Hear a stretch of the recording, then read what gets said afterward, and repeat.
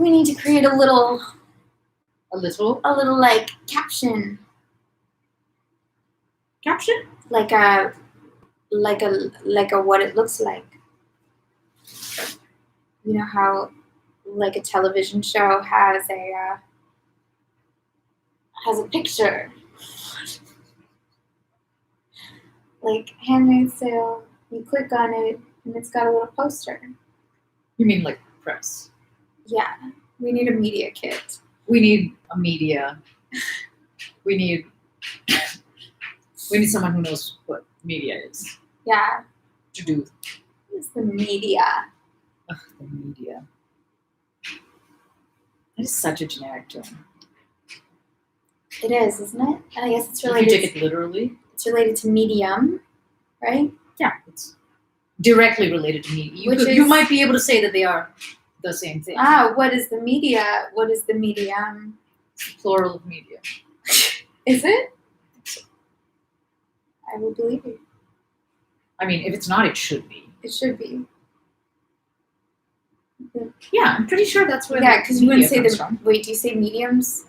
Only if they're the kind that like commune with spirits. Yes.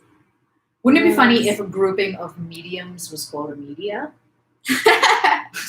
So like if you ran into like a lot of witches or like a lot of people, like a lot of psychics. You know, I feel like they don't hang out with one another. Why do I get that?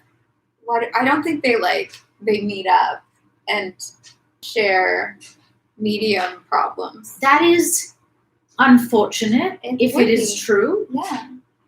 There used to be a show that I was very into called Psychic Kids. Yes. Children of the paranormal. I don't know. Children of the paranormal? I don't know. Or they're children. That's just muscle memory. That might not actually be what the show is called. I'm pretty sure it's called Psychic. It's just like my mom's a psychic. It's like they have kids. Powers. Yeah. Not like they're just the offspring of psychics. No, but those people need help also. But they could probably need help more so. Yeah. Well, I don't know, because being psychic is like not easy when you're young, apparently. Yeah, that would be freaky.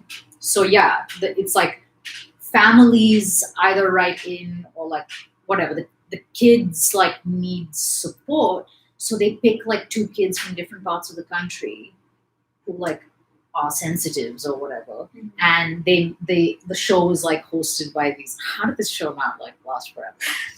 By these like adult psychics who have established practices and career, like you know, they've like figured some stuff out. Yeah, and they like they work with the parents for how to manage it. They like work with the kids to like strengthen their abilities and to try and integrate some difficult things or clear out any like this one, like several kids are like haunted by a certain person, or like there's a certain thing happening that they feel like they don't feel safe because they're kids. Yeah. And so it's the same dynamic that would be happening with an adult, except it's a dead person or like a, you know what I mean? Yeah. Oh, so almost like they have an abuser. Kind of, sometimes. Like they don't know how to handle a certain situation, so then they get reinforcement from the adults and like either try to like banish I don't know. It's like a camp, and it's really sweet because the connection that forms between the 2 kids is always extremely meaningful, and they like talk on because they're completely alone in their lives because they're not understood by and large by their family, because I guess psychic abilities are not genetic. I think they are sometimes. I don't know what I'm basing this on. I don't know what you're basing it on either. But based on the families in this thing, not usually. I'm like, it's like twins. Yeah. Where am I getting this from? Some lady I was listening to was like, oh no, so my son has this power, and like it kind of freaks him out and he gets tired of it. Because you have to learn boundaries and stuff. The same way you do with like alive. I know, who would think of this until I they bet watch there's Psychic like Kids. adult psychics who get bullied by ghosts and are like, I don't. Okay, yeah, because you take it for granted that like they know how to talk to these spirits. Yeah, you take it for granted that they know what they're doing. But like a lot of people are not good in relationships. to other people. Really? Really. So why would talking to a ghost be any different? Yeah, so they like the kids get this like boost in confidence. They like meet somebody who they have mentors suddenly. They like meet another kid from another part of the country who's in the same situation. I don't know. It's like really sweet. I'm into it. I'm sold. You would be into it. I would watch this. Um, You know what I'm always the thing with mediums for me is I'm not really interested in what the dead have to say. What? It's like, who cares? But why? Like, I can see that it would be beneficial for the dead people. And I guess it would be comforting if, like, you're missing someone to be like, oh, hi. what is the question? Is there a question or is there a? Is there a question? No, it's more of a statement that, like, Who cares just, yeah, about like, dead people? it's just they're not here anymore. So what are we doing? Unless there's, like, some important message, Which is a really prevalent cultural belief. what's so great about talking to the dead? Because people do think that they do have important messages and that it's an integral part of who we are. As Usually if the humans message is continue. like, or at least this is, I obviously know extensively about mediums. It's never like, look in the drawer, I hid some money there for you or something. It's like, I love you. I think this is a very limited. I think that's true of a very limited group of like dead relationships. Mm-hmm. No, I don't even stand behind what I just said. What do you think needs to be said? It depends on the situation, Yeah. but a lot of people believe that there are spirit guides who have a huge amount to communicate but to spirit everybody. spirit guides is different than just like loved ones that passed on. I don't know if it is. Oh, okay. Meaning they're not obviously literally the same thing, but I don't know how the structure works. So it's very possible for one of your spirit guides to be an ancestor of yours. What do you think they would say? Because I've just never heard practical advice. Like, hey, you need to You know what practical advice write that people book. get. Or yeah, take that job. Because those things are very worldly, Yeah. small. Yeah. So if you're looking for where did I put my keys, then Those are the things you're acting as if those are your only concerns, and I don't understand what this drama is about because it's not fucking true at all in any way. I guess I'm just like, and obviously I'm sure it's totally different if you're actually talking to someone. It's like, oh my god, this is my grandmother.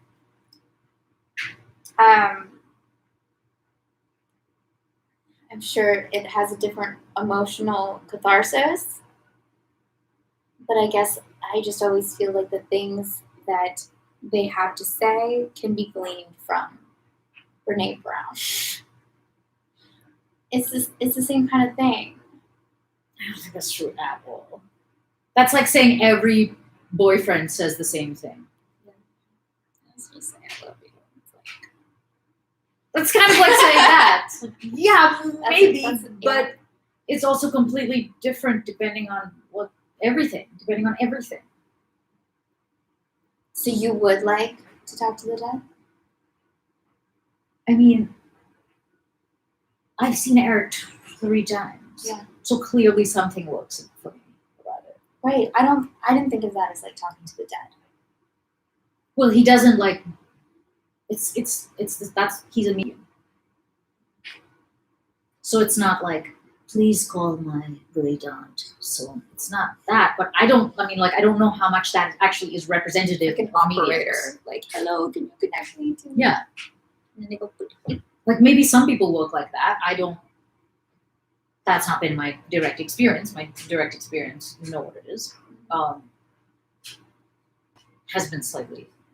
has not been like the murder mystery Agatha Christie version, which is kind of like what it seems like you're getting this from, is like a Hallmark movie, maybe, reading of what psychics or what mediums are.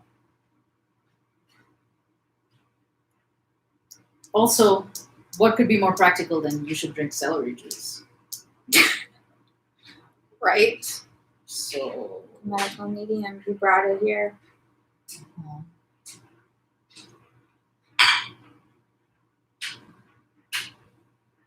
What I like it when you do this. What do you mean? When you just are like, I'm just going to take on this absurd perspective for a few minutes. I seriously don't think that they're long-lived, a lot of them. Probably.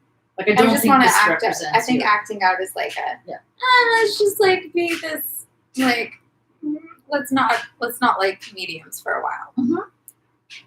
It's the dead thing. It's the like I want to talk to my great grandmother.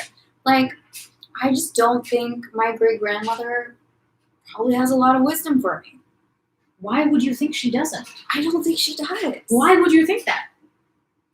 Because I don't think she was a nice, like, maybe she was a nice person. I don't think she Yeah, was how a do nice you know? person. Based on my account, she wasn't a nice person. So then maybe you don't need to talk to your great-grandmother who sucks. But, like, there are other people that are dead other than your sucky great-grandmother, right? Maybe. I'm not certain about that. Everyone's dead. Yeah. All the people that are not dead I'm sure there's, like, are dead. other families. Like, can I talk to other people's dead ones? Of course. But then there's, like, no personal connection.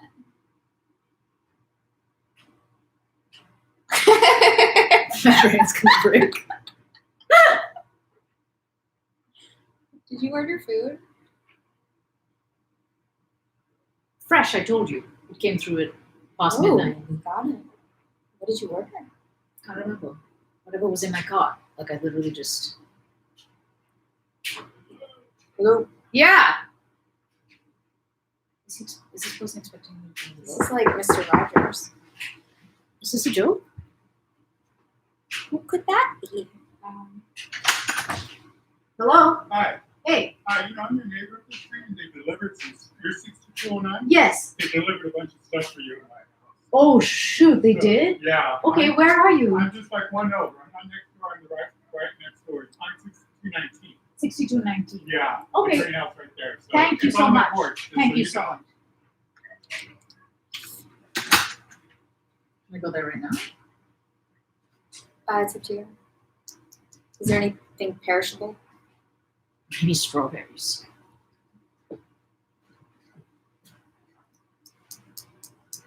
Did he shout hello? Hello? Yeah, you shouted hello. He was? Yeah. Not very That's why I lovely. said like, oh. Did who? Totally did not hear. Was it that not being able to hear? No, Not because sure it's not if like you I did. thought someone was in my bedroom calling. Hello. That would have been. Maybe it was But your that's great equivalent to what grandmother. happened. I'm like, oh, there's... Yeah. Um, That was nice of him. You could have just taken your toilet paper. I didn't know what the toilet paper. I told you I didn't expect to like have the what's it called? Yeah, I know. I was just idly doing the Amazon thing because I couldn't sleep. I almost did that thing that Bruce suggested of like circling your ankles 100 times in one direction, and Yeah. 100 times in the other. Yeah, I almost did that, and then it didn't. I don't know if that helps. Apparently, like, yeah, you want to like bring blood downward if you can't sleep. Not blood. No? No, What was it then? Circulation? Lymph? she. That's what you want to bring. You forget who Bruce is? No. This is the Chico impulse. I just thought it was blood too. He's not really concerned with it. He's like, that blood's fine. No, his thing is chi. She. Sometimes I do legs up the wall when I can't sleep. I almost did that, and then I was like, but then I have to turn backwards.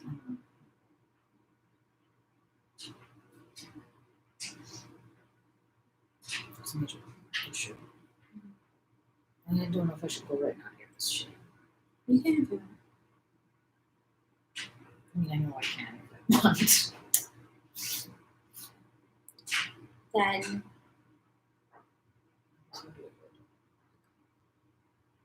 in other news, can we talk about how cute this is? It's so tiny.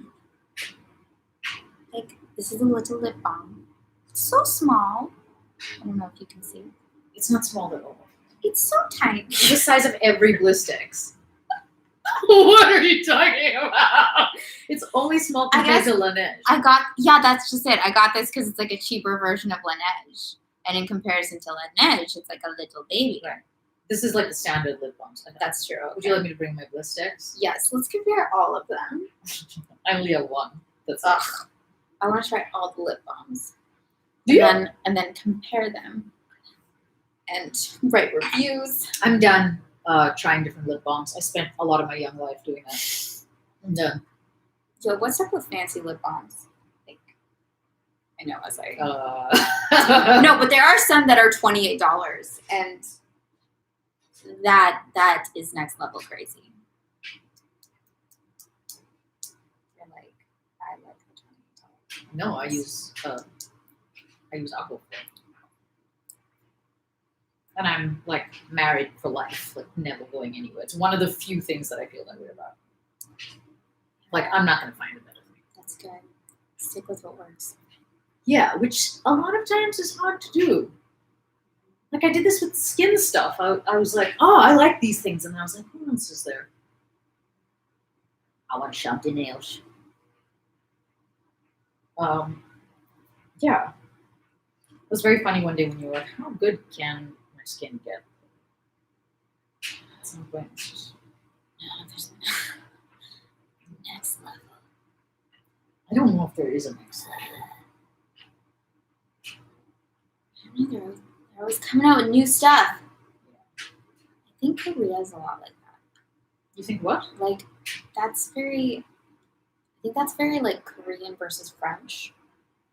The like skincare model for French ladies is like, you have your tried and true products and you're like, this is my regimen. They're like that about everything. I stay to this.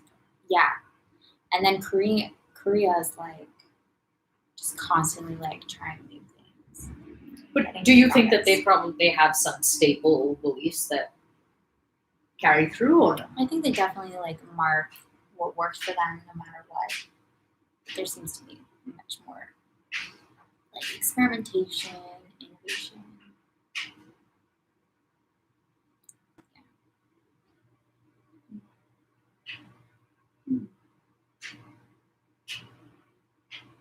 I don't know, it's more fun. More is better. French skincare, or like I'm calling it French because it's very serious. It's very like, you're ladies. Mm. Or whatever it is. I always felt alienated by any kind of like aging related thing. Like, in a way that was more than, oh, I'm not the right age. I was like, I don't know who I'd have to be like, yes, I need this.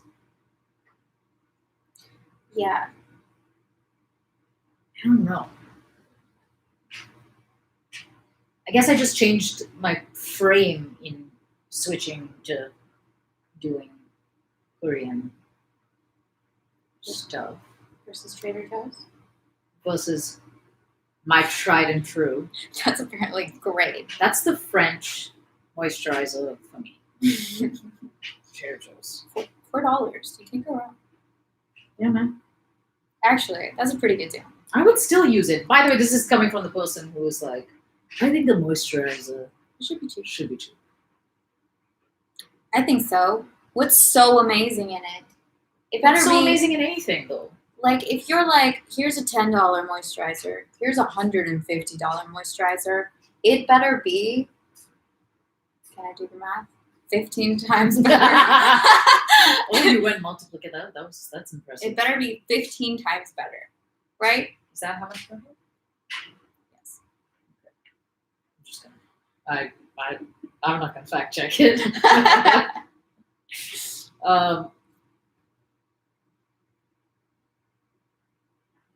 But you don't feel that way about other shit. Like what? I don't know, like serums and the other things that are expensive. Serums? Does that make me poop? It's so good. It's very foamy. Yeah. But it's called a cleansing foam. It's the foam one, yeah.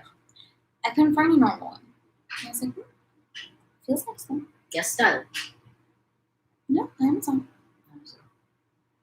It's pretty cheap. Cleansers also should be cheap. My cleanser of choice is very cheap.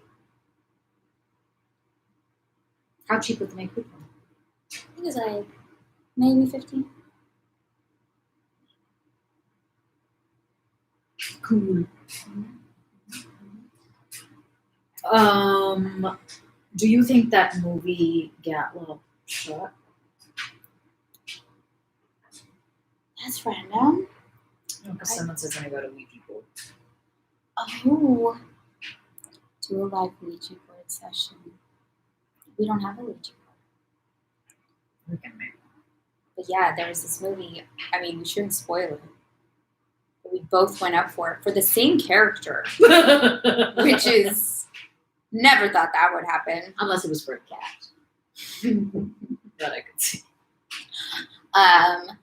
And it was all about a Ouija board. Crazy night of Ouija board madness. It couldn't have shot. So sad. You think? No, it couldn't. Oh, I thought it was so long ago.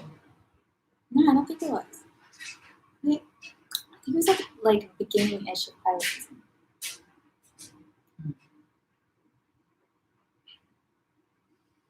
Okay. That sucks. That's it. Yeah, we need to see it. That's true. That is true. I think I don't watch enough shitty movies. Which one is it? Yeah, me either. It's a movie. It's 2.5 hours. 2 hours. Ugh. And then it's over. Ugh. And then it's over. It's super long. Where's and the then next it abruptly episode? ends. Yeah. Like comes to an ending. Oh, gross. Did I tell you that I literally never watched the last episode of The Sopranos? Really? I got so upset Oh. that it was ending that I never watched, I never finished it because I didn't want it to be over. That is the most stupid. That is the stupidest thing I think of. No, that absolutely makes sense. I never liked last episodes. Really? No one's ever like, that last episode was Yeah, so no. satisfying. No, it's always like you kind of have to do it, but you don't want to. It's so funny because I've thought of it as being very incomplete, but really I know a lot of the story, just Okay. not this one bit of it. I've gathered. Have you seen it? Have you seen The Sopranos? Really? I haven't seen any of those shows you're supposed to watch. The Sopranos I think of as being the beginning of the golden age of television. I'd be into it. It's great. I watched it a few years ago. Okay. 4 years ago. How long did it take you to go through all 9 seasons? It's Not 9, that right? long. I mean, but I also didn't watch it. It's not like I sat there for 1 week and never shut my eyes. That might be fun, actually. It's been a really long time since I dove deep into a show.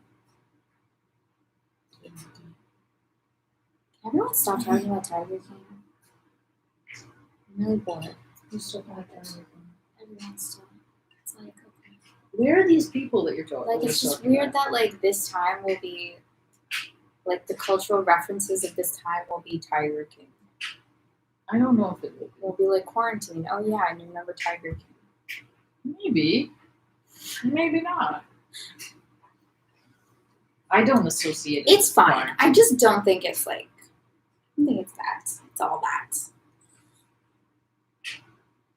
You don't think it's all what? I don't think it's all that. I would rather talk about The Sopranos. Whatever happened to that? That's what I want to know. Whatever happened to what? This is another one of those fucking soapboxes that someone's about to climb on and just be like, yeah, this. Yeah, What? it's like Wild Wild Country. I just don't understand. It used to be that people would watch I totally know. I know this still happens all the time. And then somehow we devolved into like television shows. Yeah. Yeah, right. That And then it was like, you haven't seen The Sopranos. Yeah. And now it's like, oh, you haven't seen this weird documentary on Netflix. And I don't, It's still kind of a TV show. yeah. Like there are a bunch of episodes. It's more like a mini series. And obviously it's documentaries. I love that shit. The Jinx? Are you kidding That's true. me? I just thought of that and I was like, oh, I've like run into some people who haven't seen The Jinx and I'm like, Oh, it's real good.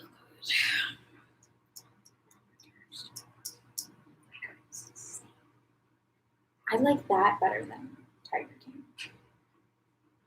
Tiger King was way more depressing and heavy. Right?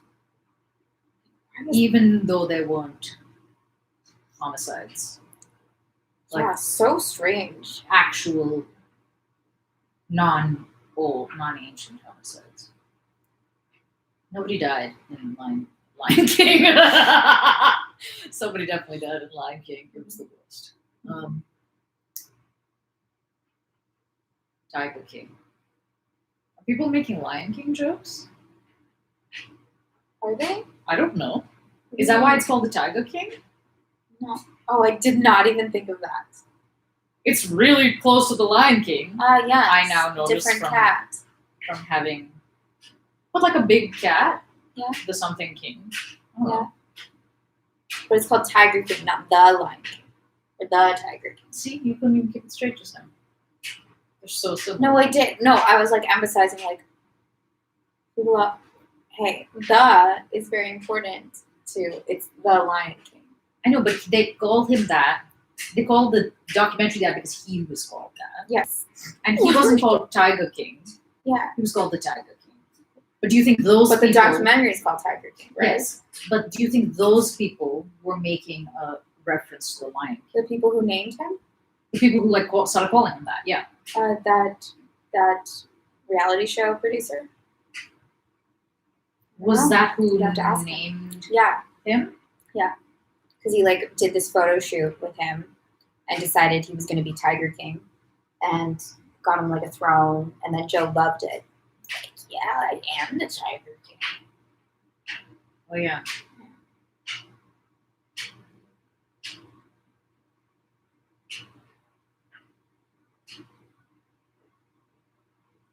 I had a lot of difficulty with lots of things about Tiger King.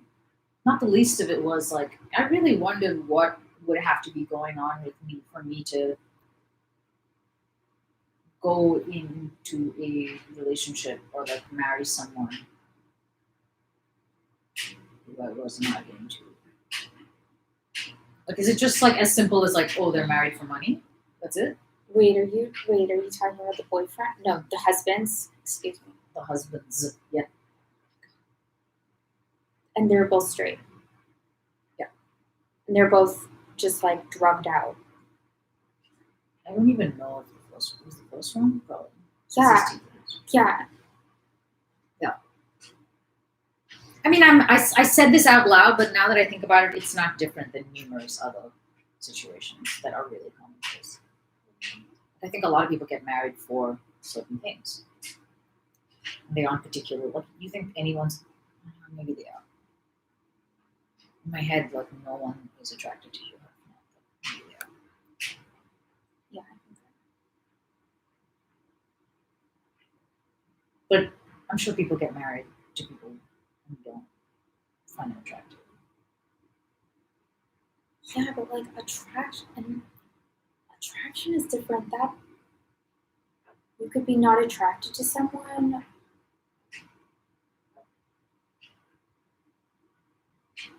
Why is that different? To me, it was like you roofied them. Totally. I'm not suggesting Yeah, that. Totally. if they weren't allowed to leave the compound.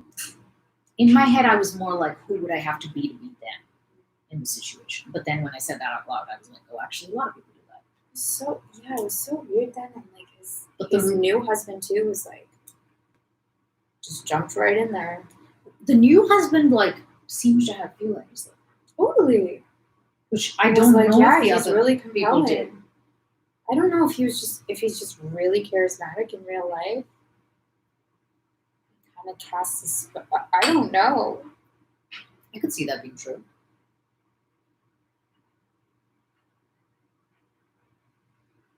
He is kind of an intriguing, like, set of qualities. Like the juxtapositions in his character, I could see that being like compelling. Listen, I mean, if they weren't compelling, we probably wouldn't have watched a long ass documentary. I think it's true. We both watched it. I watched the show, but I would have watched it. I always end up watching those things, and then I just need to gripe about like, oh, do we have to watch it? Why? I think I did the same thing with Wild Wild Country. And I was like, oh, everyone's making such a big deal about this.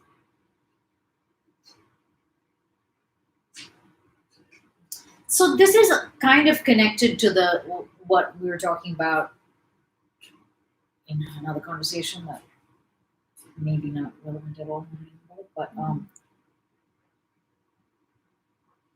I just imagine that I'm reacting to a sum total of people's feelings, but that's not what's actually happening. Every individual person has a feel like a, you know what I mean? So like,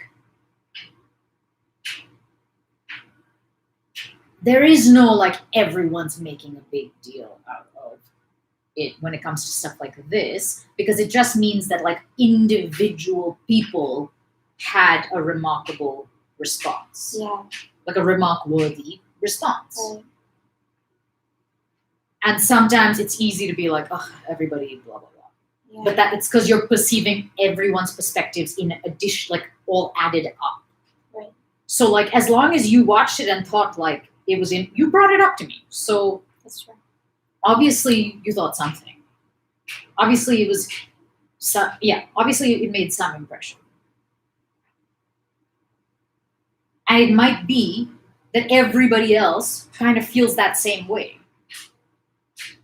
But it's just looking like there's a big cloud because there's multiple, like many people have seen it and many people were like, oh, that was weird. Yeah, it's weird for not, like, I started watching it because people told me to watch it. And that creates its own, what do I want to call it? Context. Yeah, I generally don't respond well to that. So I'm like, okay, there's something that they apparently think I will like about this. Hmm. And then I watched it. Shit. Yeah, I do.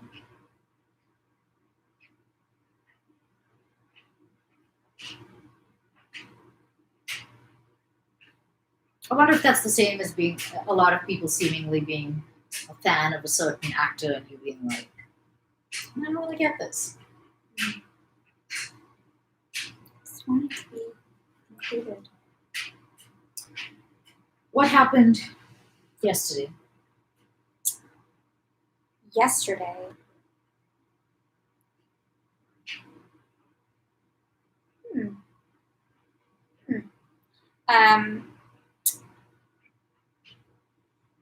Sorry, I looked up media. I forgot I did that. I looked up the etymology of media. What happened yesterday was we got to know all about the different parties in the army. All about them. It was Thrilling. scintillating. Ugh. Tolstoy at his finest. Such scathing witticisms. I actually do think that's his finest. I think it's one of his finest. Prince Andrew is back in the army. he was trying to track down Anatole to challenge him to a duel. No, to drum up a pretext. Yeah. He wasn't gonna make it.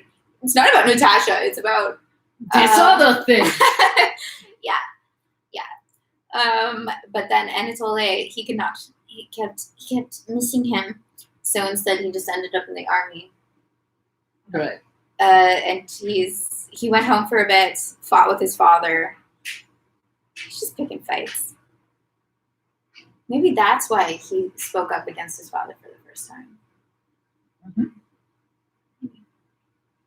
That'd be a quality choice if you were playing Volkansky.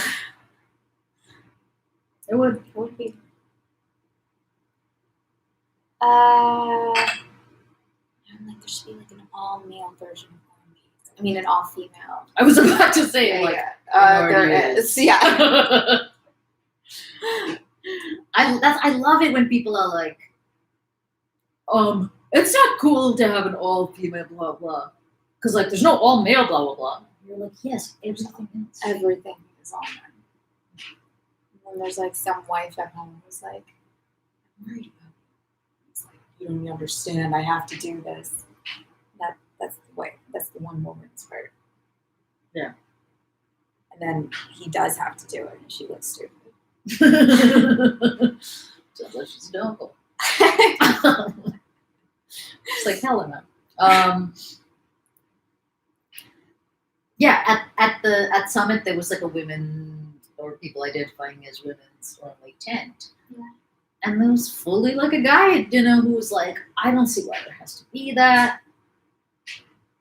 This is what happens to me when somebody says stuff like that.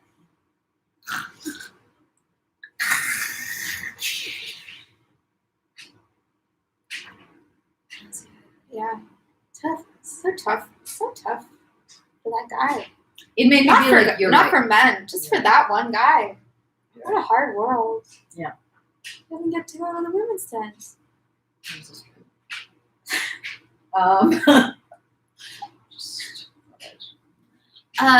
What else happened? Anyway, so Andrew's in Drisa. Which is an encampment that a lot of people are thinking a lot about. Yeah. People are like, we need to review these. We need to review this. Yes. Constantly. And Fuel. There's a little German, although he's little but stout and wide and broad and big boned but very thin. He's thin but broad. It's like a big skeleton. There are some people who are wider than they are. Okay. I'm thinking maybe That's what what it that is. means. Okay. That like he's kind of like wide, but then he turns to the side and there's like no. He's like a coat hanger. Okay. He's like a yes. Yeah, so Fuel is a German theoretician, and it's his plan that's being carried out. And he thinks he's one of those people that thinks that war is like just a set group of. Yeah, he thinks like there's a natural law to it that if you do ABC, Right. then you'll win. Yeah, I think the Moneyball analogy is really good that you made yesterday. I just pulled it out of my brain. It's just like right there. Just like lying around, rattling around. I think that's pretty much it. That's all you need to know. Yeah, not much. All right. Except you also need to know that the word media is a plural form of the Latin word medium, meaning middle ground or intermediate. This one. If I were my dad, I'd go the other side. That's like.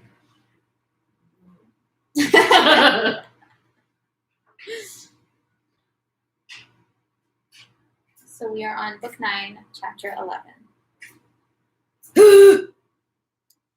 Prince Andrew's eyes were still following Fuel out of the room when Count Bennigsen entered hurriedly and, nodding to Bolkonsky but not pausing, went into the study, giving instructions to his adjutant as he went.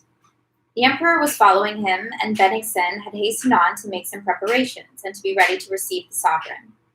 Chernyshev and Prince Andrew went out into the porch, where the emperor, who looked fatigued, was dismounting. Marquis Paolucci was talking to him with particular warmth, and the emperor, with his head bent to the left, was listening with a dissatisfied air. The emperor moved forward, evidently wishing to end the conversation, but the flushed and excited Italian, oblivious of decorum, followed him and continued to speak. And as for the man who advised forming this camp, the Drisa camp, said Paolucci, as the emperor mounted the steps and noticing Prince Andrew scanned his unfamiliar face. As to that person, sire, continued Paolucci desperately, apparently unable to restrain himself, the man who advised the Drisa camp, I see no alternative but the lunatic asylum or the gallows. Without heeding the end of the Italian's remarks, and as though not hearing them, the emperor, recognizing Bolkonsky, addressed him graciously. I am very glad to see you. Go in there, where they are meeting, and wait for me. The emperor went into the study. He was followed by Prince Peter Mikhailovich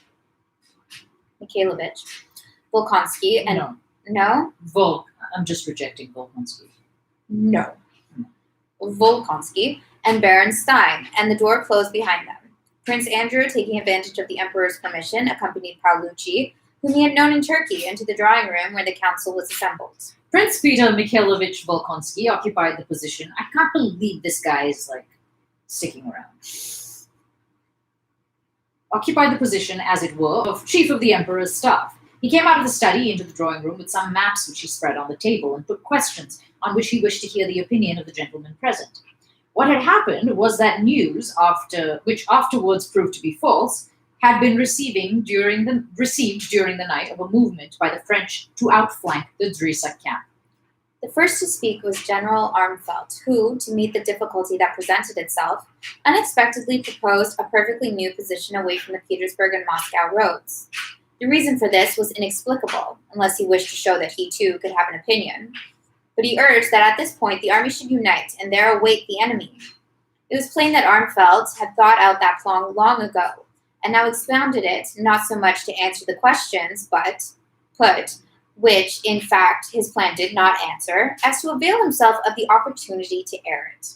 It was one of the millions of proposals, one as good as another, that could be made as long as it was quite unknown what character the war would take. Some disputed his arguments, others defended them. Young Count Toll objected to the Swedish general's views more warmly than anyone else, and in the course of the dispute drew from his side pocket a well-filled notebook, which he asked permission to read to them. In these voluminous notes, Toll suggested another scheme, totally different from Armfeldt's or Fuhl's plan of campaign. In answer to Toll, Paolucci suggested an advance and an attack, which, he urged, could alone extricate us from the present uncertainty and from the trap, as he called the Drisa camp, in which we were situated. During all these discussions, Fuhl and his interpreter, Wolzogen, his bridge in court relations, was silent. Fuhl only snorted contemptuously and turned away, to show that he would never demean himself by replying to such nonsense as he was now hearing. So when Prince Volkonsky, who was in the chair, called on him to give his opinion, he merely said, Why ask me? General Armfeldt has proposed a splendid position with an exposed rear, or why not this Italian gentleman's attack? Very fine. Or a retreat, also good. Why ask me? Said he. Why, you yourselves know everything better than I do. But when Volkonsky said, with a frown, that it was in the emperor's name that he asked his opinion, Fuhl rose and just suddenly, growing animated, began to speak. Everything has been spoiled, everything muddled. Everybody thought they knew better than I did. And now you come to me. How mend matters? There is nothing to mend. The principles laid down by me must be strictly adhered to, said he, drumming on the table with his bony fingers. What is the difficulty? Nonsense. Childishness. He went up to the map and, speaking rapidly, began proving that no eventuality could alter the efficiency of the Drisa camp, that everything had been foreseen, and that if the enemy were really going to outflank it, the enemy would inevitably be destroyed. Paolucci, who did not know German, began questioning him in French.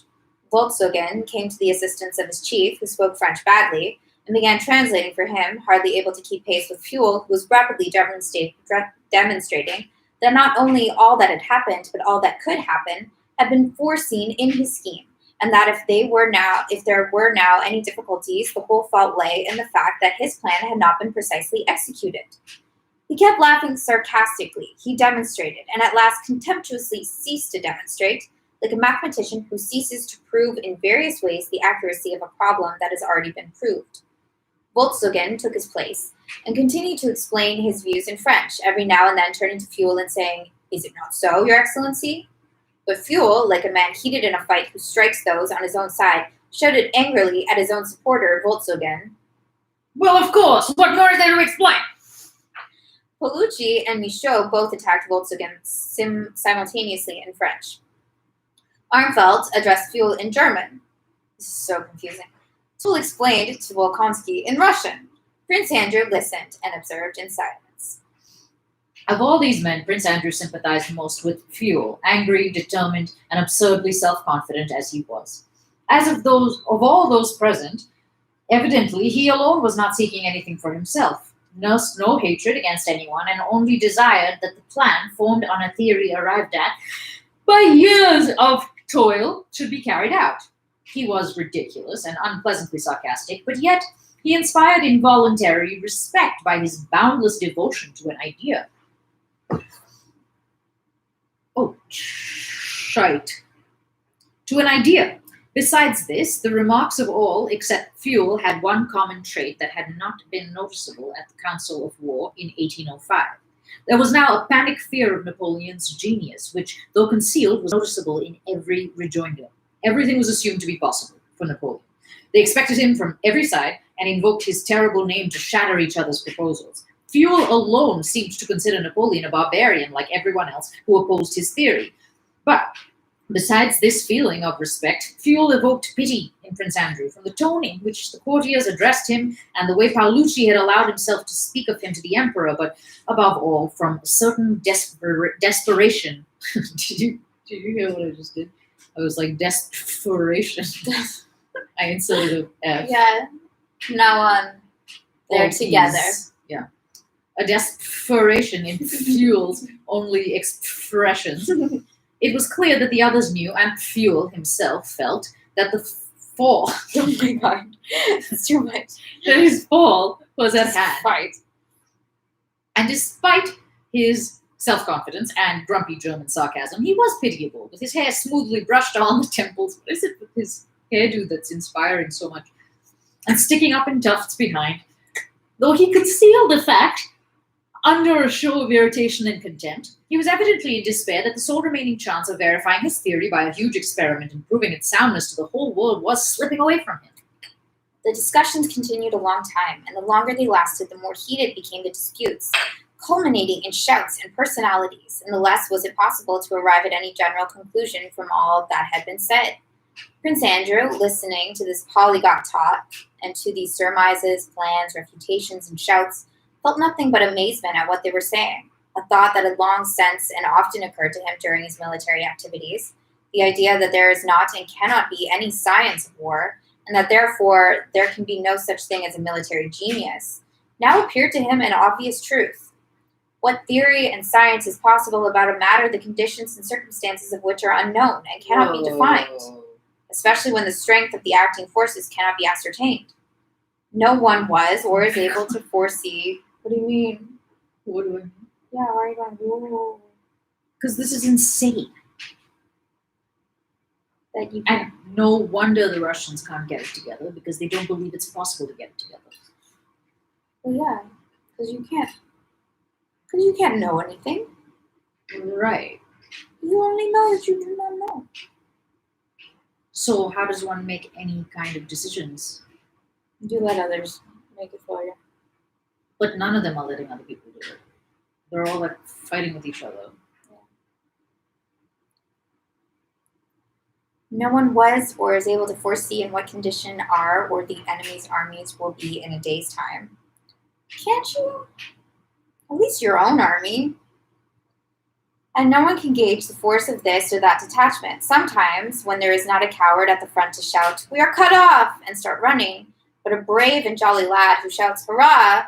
a detachment of 5,000 is worth 30,000, as at Schön-Grabern, while at times 50,000 run from 8,000, as at Austerlitz. What science can there be in a matter in which, as in all practical matters, nothing can be defined and everything depends on innumerable conditions, the significance of which... It doesn't need to be a science in order for it to be something you can even have a thought about. Okay. I guess they also don't play sports. How would you do anything? Like, true, every game is different. But it's craziness to be like, let's just go out there and see what happens. That's everything in life. Yeah.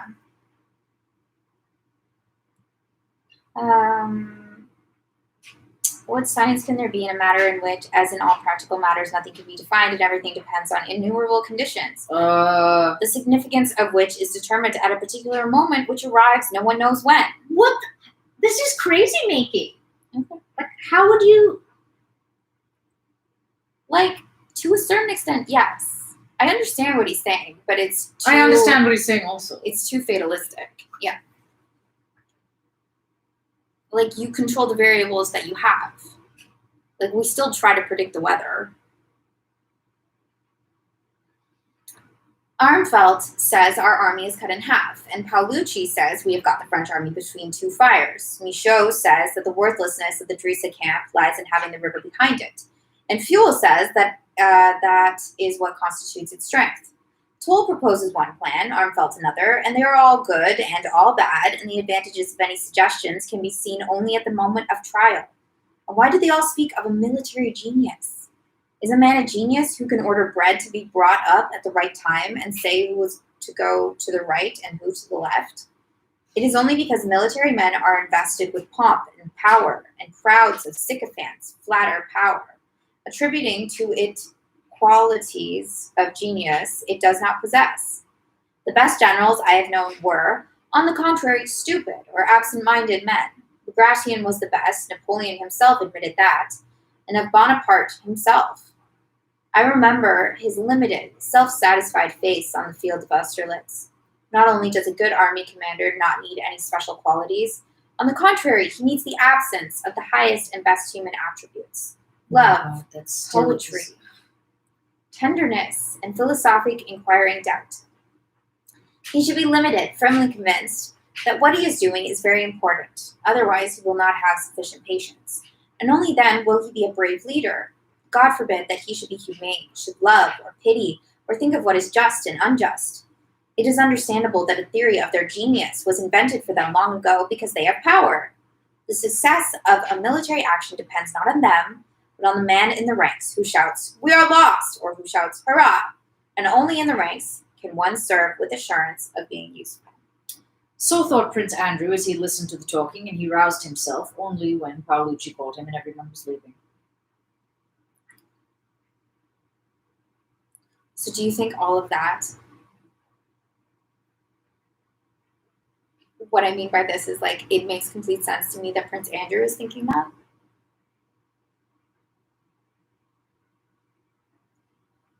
Do you think like we're supposed to be on the side of Prince Andrew? Like, it's very wise, Prince Andrew. I think based on what Tolstoy himself has said that this is not that flawed. Okay. At the review next day, the emperor asked Prince Andrew where he would like to serve, and Prince Andrew lost his standing in court circles forever by not asking to remain attached to the sovereign's person, but for permission to serve in the army. Chapter 12. Before the beginning of the campaign, Rostov had received a letter from his parents in which they told him briefly of Natasha's illness and the breaking off of her engagement to Prince Andrew, which they explained by Natasha's having rejected him, and again asked Nicolas to retire from the army and return home. On receiving this letter, Nicolas did not even make any attempt to get leave of absence or to retire from the army, but wrote to his parents that he was sorry Natasha was ill and her engagement broken off, and that he would do all he could to meet their wishes. To Sonia, he wrote separately. Adored friend of my soul, he wrote. Who's writing? Sorry. Nicolas. Nicolas to Sonia. Okay. Adored friend of my soul, he wrote. Nothing but honor could keep me from returning to the country, but now, at the commencement of the campaign, I should feel dishonored, not only in my comrades' eyes, but in my own, if I preferred my own happiness to my love and duty to the fatherland.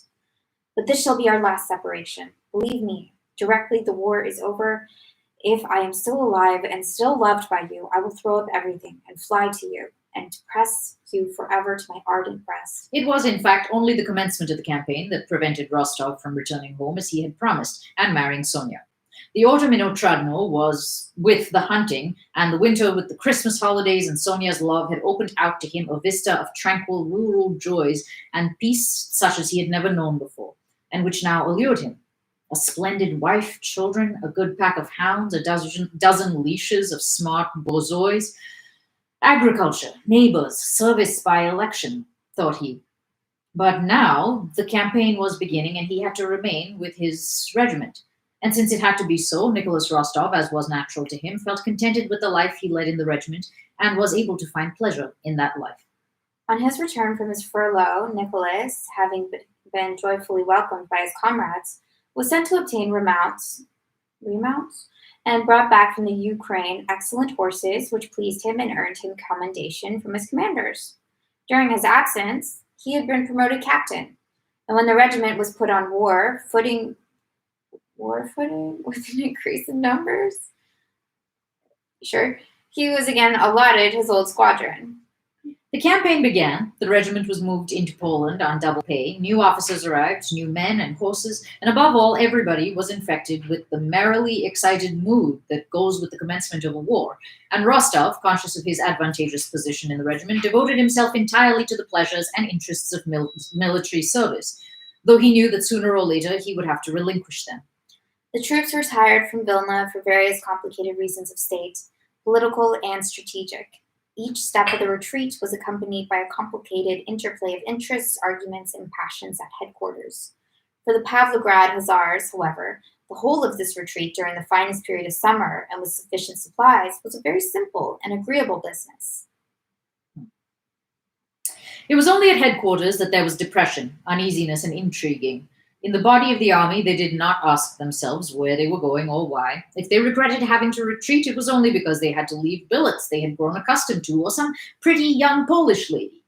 If the thought that things looked bad chanced to enter anyone's head, he tried to be as cheerful as befits a good soldier and not to think of the general trend of affairs, but only of the task nearest to hand. First, they camped gaily before Vilna, making acquaintance with the Polish landowners, preparing for reviews and being reviewed by the emperor and other high commanders. Then came an order to retreat to Sventsiani and destroy any provisions they could not carry away with them.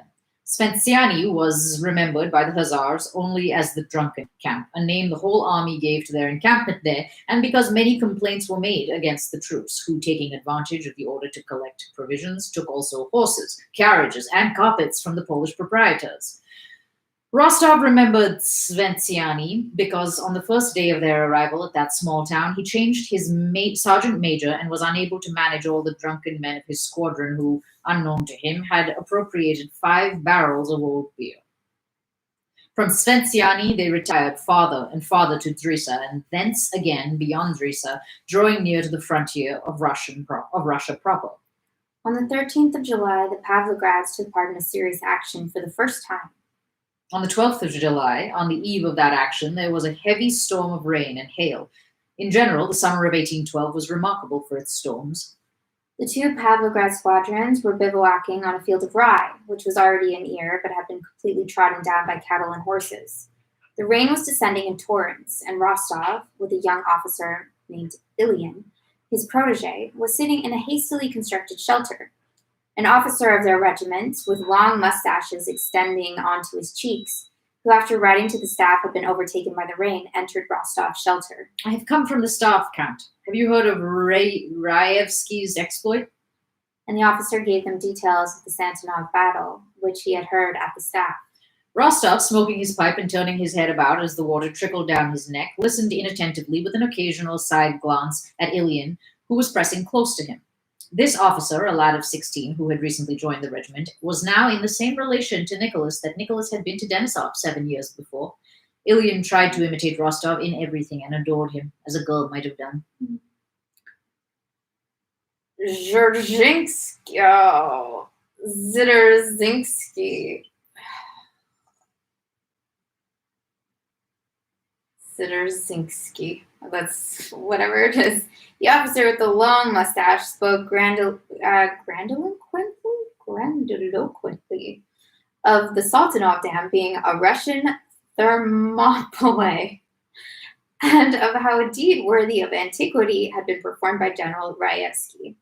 He recounted how Raevsky had led his two sons onto the dam under terrific fire and had charged with them beside him. Rostov heard the story and not only said nothing to encourage Zerzinski's enthusiasm, but on the contrary, looked like a man ashamed of what he was hearing, though with no intention of contradicting it. Since the campaigns of Austerlitz and of 1807, Rostov knew by experience that men always lie when describing military exploits, as he himself had done when recounting them. Besides that, he had experience enough to know that nothing happens in war at all as we can imagine or relate it. And so he did not like Zderzinski's tale, nor did he like Zderzinski himself, who, with his mustaches extending over his cheeks, bent low over the face of his hearer, as was his habit, and crowded Rostov in the narrow shanty. Rostov looked at him in silence. In the first place, there must have been such a confusion and crowding on the dam that was being attacked that if Raevsky did lead his sons there, it could have had no effect, except perhaps on some dozen men nearest to him, thought he. The rest could not have seen how or with whom Raevsky came onto the dam. And even those who did see it would not have been much stimulated by it, for what had they to do with Raevsky's tender paternal feelings when their own skins were in danger? And besides, the fate of the fatherland did not depend on whether they took the Sultanov Dam or not, as we are told was the case at Thermopylae. So why should he have made such a sacrifice, and why expose his own children in the battle? I would not have taken my brother Petya there, or even Ilian, who's a stranger to me, but a nice lad, would have tried to put them somewhere under cover, Nicolas continued to think, as he listened to Zderzinski.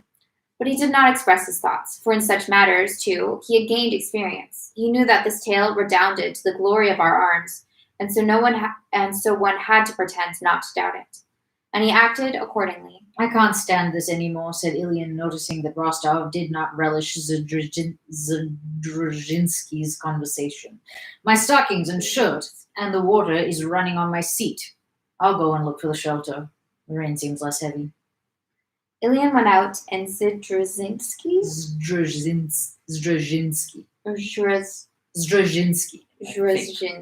okay, rode away. 5 minutes later, Ilian, splashing through the mud, came running back to the shanty. Hurrah, Rostov, come quick. I found it. About 200 yards away, there's a tavern where ours have already gathered. We can at least get dry there, and Mary Hendrikovna is there. Mary Hendrikovna was the wife of the regimental doctor, a pretty young German woman he had married in Poland. The doctor, whether from lack of means or because he did not like to part from his young wife in the early days of their marriage, took her about with him wherever the Hussar regiment went, and his jealousy had become a standing joke among the Hussar officers. Rostov threw his cloak over his shoulders, shouted to Lavrushka to follow with the things, and now slipping in the mud, now splashing right through it, set off with Ilian in the lessening rain and the darkness that was occasionally rent by distant lightning. Rostov, where are you? Here, what lightning? They called to one another. Cool. Rostov's an old man now. Yes, knows everything. Chapter 13. In the tavern, before which stood the doctor's covered cart, there were already some 5 officers. Mary Hendrikovna, a plump little blonde German, in a dressing jacket and nightcap, was sitting on a broad bench in the front corner. Her husband, the doctor, lay asleep behind her. Rostov and Ilian, on entering the room, were welcomed with merry shouts and laughter. Dear me, how jolly we are, said Rostov, laughing. And why do you stand there gaping? What swells they are! Why, the water streams from them! Don't make our drawing room so wet! Don't mess Mary Hendrikovna's dress, cried other voices. Rostov and Ilian hastened to find a corner where they could change into dry clothes without offending Mary Hendrikovna's modesty.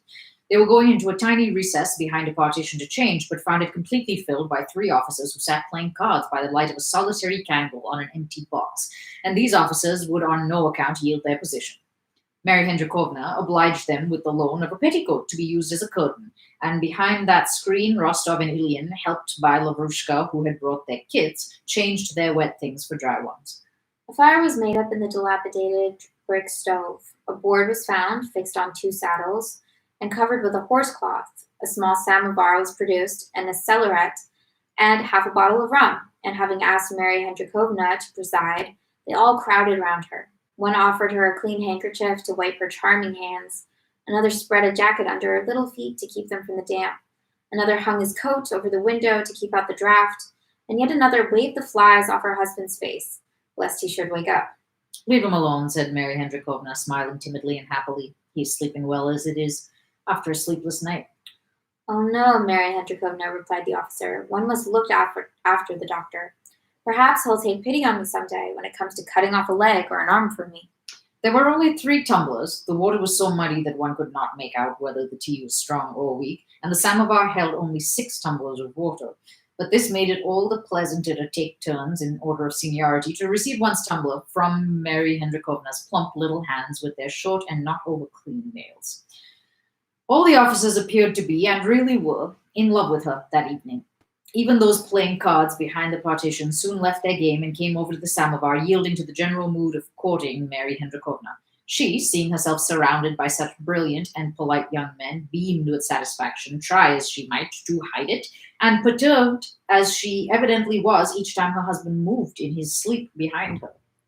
There was only 1 spoon. Sugar was more plentiful than anything else, but it took too long to dissolve, so it was decided that Mary Hendrikovna should stir the sugar for everyone in turn. Okay. Rostov received his tumbler and, adding some rum to it, asked Mary Hendrikovna to stir it. But you take it without sugar, she said, smiling all the time, as if everything she said and everything that others said was very amusing and had a double meaning. It is not the sugar I want, but only that your little hand should stir my tea. Mary Hendrikovna assented and began looking for the spoon, which someone meanwhile had pounced on. Use your finger, Mary Hendrikovna. It will still be nicer, said Rostov. Too hot, she replied, blushing with pleasure. Ilian put a few drops of rum into the bucket of water and brought it to Mary Hendrikovna, asking her to stir it with her finger. This is my cup, said he. Only dip your finger in it and I'll drink it all up. When they had emptied the samovar, Rostov took a pack of cards and proposed that they should play kings with Mary Hendrikovna. They drew lots to settle who should make up her set. At Rostov's suggestion, it was agreed that whoever became king should have the right to kiss Mary Hendrikovna's hand, and that the booby should go to refill and reheat the samovar for the doctor when the latter awoke. Well, but supposing Mary Hendrikovna is king, asked Ilian. As it is, she is queen, and her word is law. They had hardly begun to play before the doctor's disheveled head suddenly appeared from behind Mary Hendrikovna. He had been awake for some time, listening to what was being said, and evidently found nothing entertaining or amusing in what was going on. His face was sad and depressed. Without greeting his officers, he scratched himself and asked to be allowed to pass as they were blocking the way. As soon as he had left the room, all the officers burst into loud laughter, and Mary Hendrikovna blushed till her eyes filled with tears and thereby became still more attractive to them. Returning from the yard, the doctor told his wife, who had ceased to smile so happily and looked at him in alarm, awaiting her sentence, that the rain had ceased and they must go to sleep in their covered cart, or everything in it would be stolen. But I'll send an orderly. 2 of them, said Rostov. What an idea, doctor. I'll stand guard on it myself, said Ilian. No, gentlemen, you have had your sleep, but I have not slept for 2 nights, replied the doctor, and he sat down morosely beside his wife, waiting for the game to end. Seeing his gloomy face as he frowned at his wife, the officers grew still merrier, and some of them could not refrain from laughter, for which they hurriedly sought plausible pretexts. When he had gone, taking his wife with him, and had settled down with her in their covered cart, the officers lay down in the tavern, covering themselves with their wet clothes, but they did not sleep for a long time. Now they exchanged remarks, recalling the doctor's uneasiness and his wife's delight. Now they ran out into the porch and reported what was taking place in the covered trap. Several times, Rostov, covering his head, tried to go to sleep, but some remark would rouse him and conversation would be resumed to the accompaniment of unreasoning, merry, childlike laughter. Oh, Mary Hendrikovna. Typical. Chapter 14.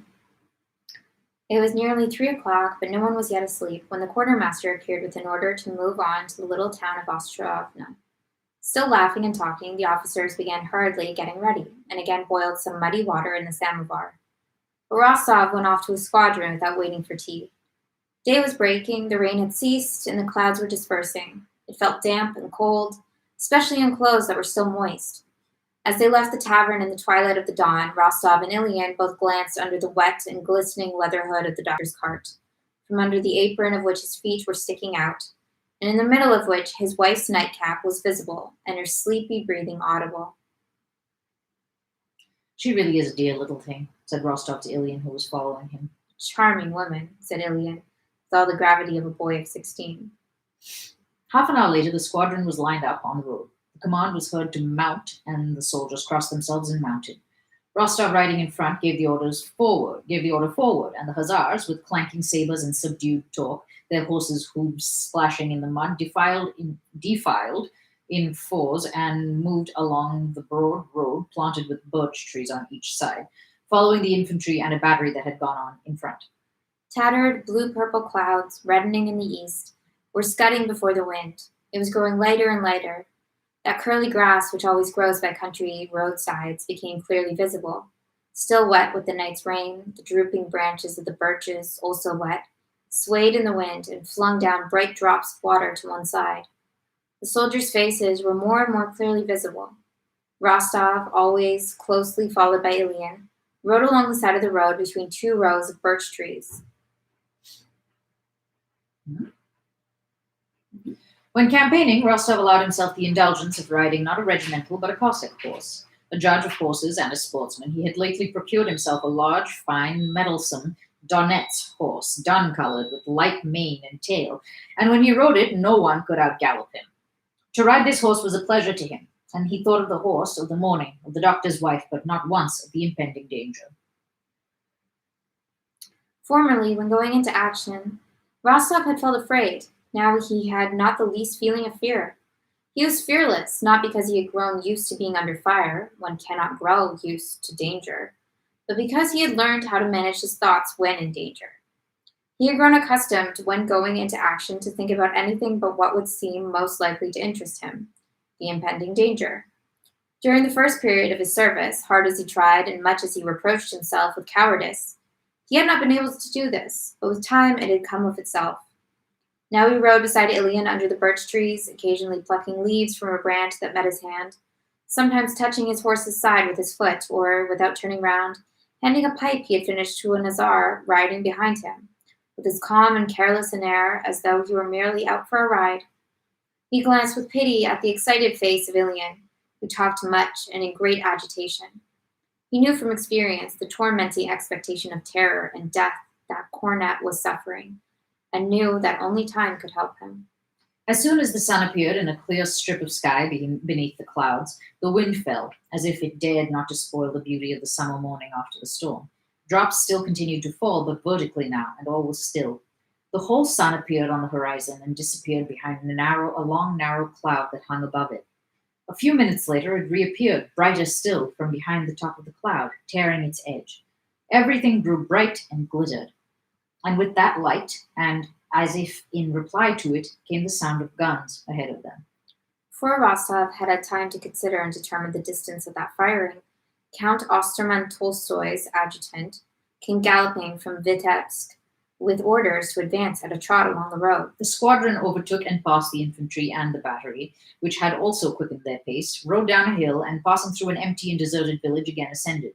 The horses began to lather and the men to flush. Halt! Dress your ranks! The order of the regimental commander was heard ahead. Forward by the left, walk, march, came the order from in front. And the hussars, passing along the line of troops on the left flank of our position, halted behind our uhlans, who were in the front line. To the right stood our infantry in a dense column. They were the reserve. Higher up the hill, on the very horizon, our guns were visible through the wonderfully clear air, brightly illuminated by slanting morning sunbeams. In front, beyond a hollow dale, could be seen the enemy's columns and guns.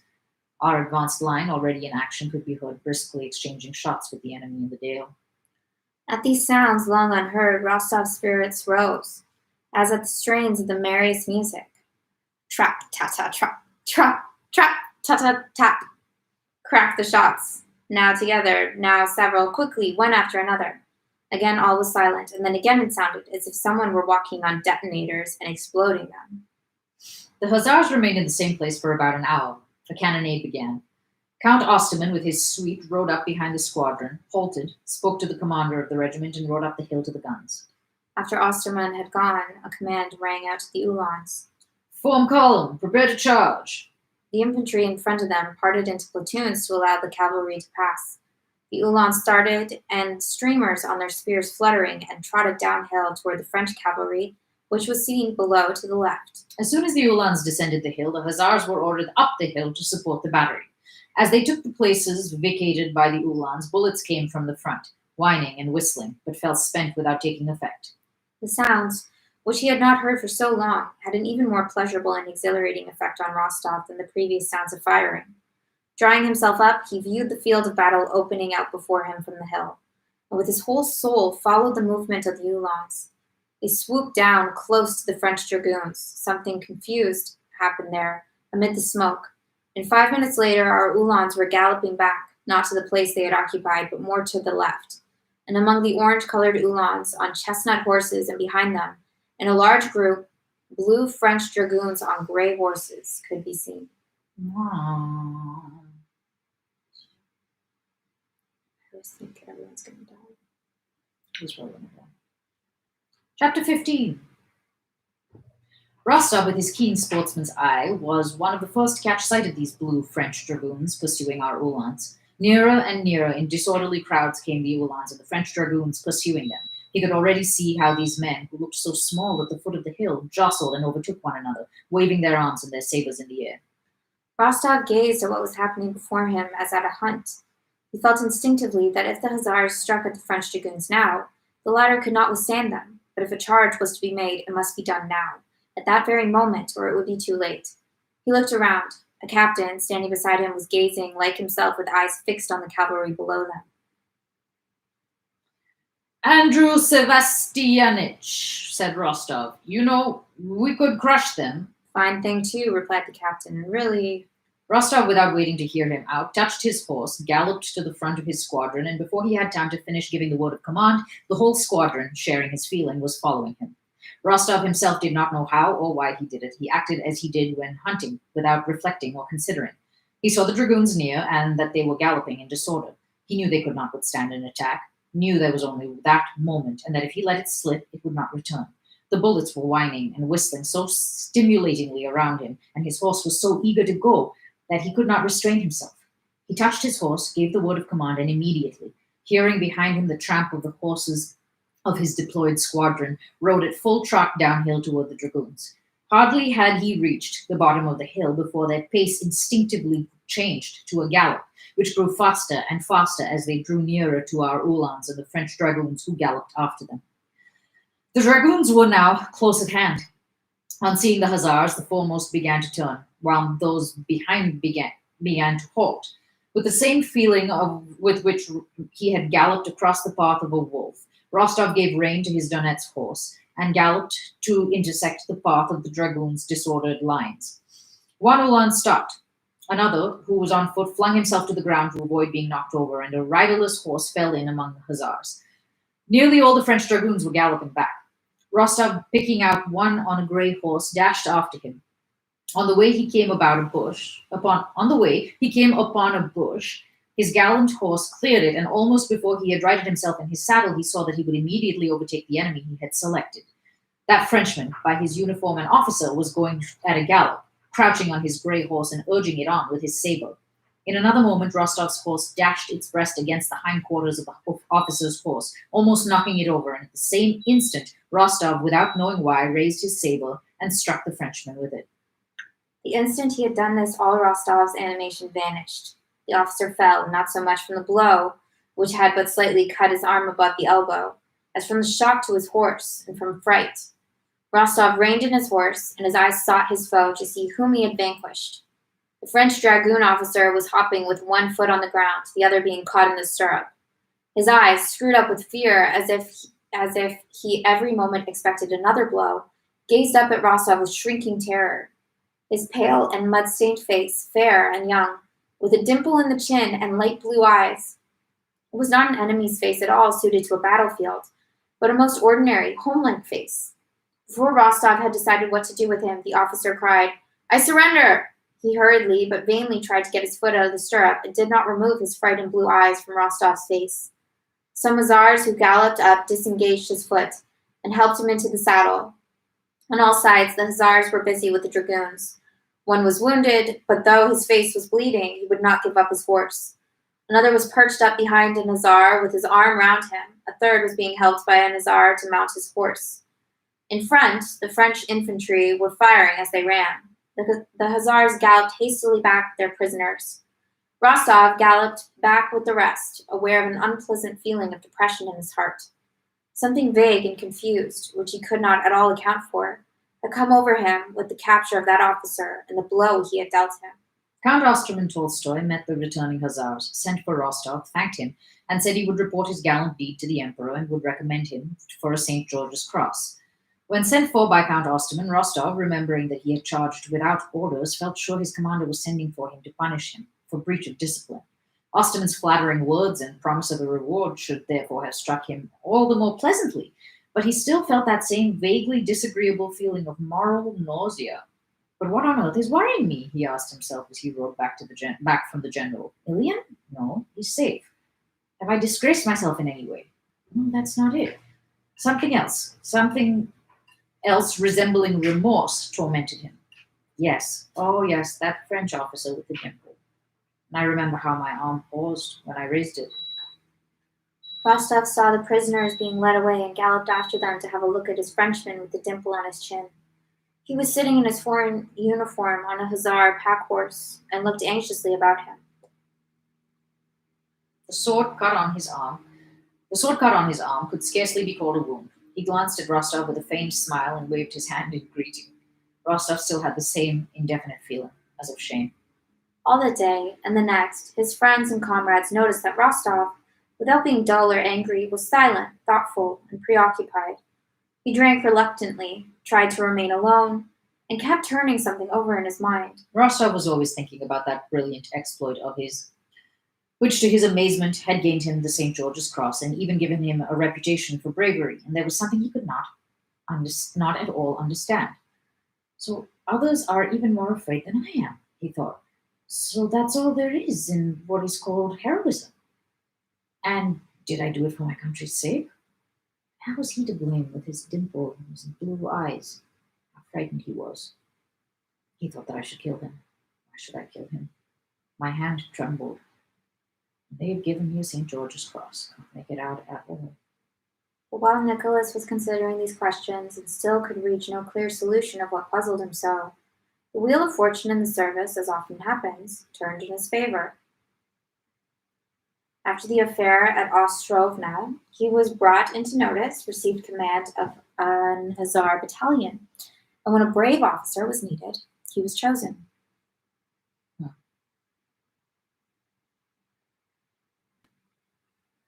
What do you think, one more or? It's Should we like we're pause? going back to Natasha. Maybe we should stop there. Okay. Yeah. I'm getting tired. Okay! Yeah, I always think he's gonna die. Yeah. It's funny, it sounds like he's grown up. But I don't know when that happened.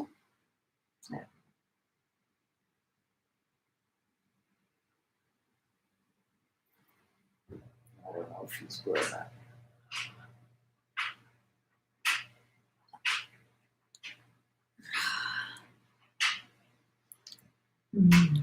He get quite anxious in the battle scenes. Yeah.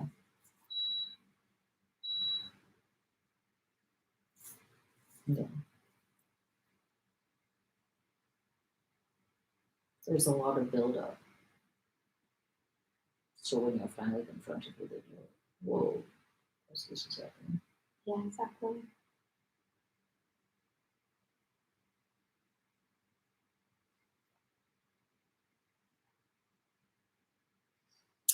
I should get my stuff on that guy's porch. Mm-hmm.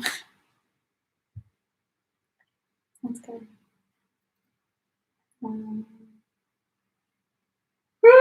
Okay. Have a good night, everyone. Good night!